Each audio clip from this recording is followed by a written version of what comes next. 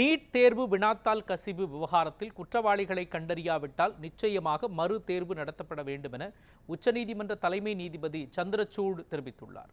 NEET தேர்வு வினாத்தாள் கசிவு தொடர்பான வழக்கு விசாரணை உச்சநீதிமன்ற தலைமை நீதிபதி DY சந்திரசூட் முன்பு வந்தது.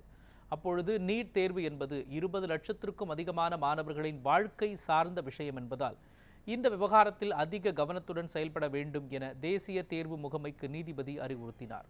நீட் வினாத்தாள் கசிவு சமூக ஊடகங்களில் காட்டுத்தீ போல பரவியிருக்கும் என்பதால் முறைகேடு செய்து பயனடைந்தவர்களின் எண்ணிக்கை அதிகமாக இருக்க வாய்ப்புள்ளதாகவும் நீதிபதி குறிப்பிட்டார். மேலும் ஒரு சிலர் செய்த தவறால் ஒட்டுமொத்த மாணவர்களின் எதிர்காலத்தை கேள்விக்குறியாக்கும் வகையில் தேர்வுகளை ரத்து செய்ய வேண்டுமா என கேள்வி எழுப்பிய அவர், ஒருவேளை குற்றவாளிகளை கண்டறிய இயலவில்லை என்றால் நிச்சயமாக மறு தேர்வு நடத்த வேண்டும் என குறிப்பிட்டார்.